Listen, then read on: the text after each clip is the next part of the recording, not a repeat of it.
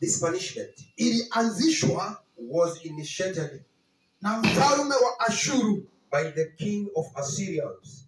Huyu mfalme wa Ashuru, This king of Assyrians, alikuwa ana waadhibu maadui zake he was punishing his enemies kwa kuangika msalabani. by crucifying them. Akimwangika msalabani, When he crucified someone, alihesabiwa ni mlaaniwa, that person was counted as cursed, ametenda makufuru. has done evil. Wengi wakaiga hiyo tabia duniani. So many copied that behavior in the world.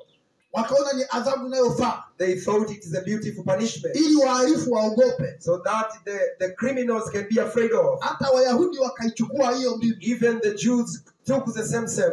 Ndio maana Yesu sasa, That's why Jesus, kwa kuwa ni mdhambi, because of being sinner, amechukua dhambi zetu, has taken our sin akaangikwa msalabani. and was crucified. Kwa kuangikwa kwake msalabani, For him being crucified, alikuja kuiondoa hiyo laana, he came to remove that curse, ili msalaba so that the cross usiwe njia ya uhalifu, can be not the way of bali iwe criminals, njia ya baraka. but can be the way of Kwa blessing. Wakorintho wa kwanza And to the 1 Corinthians,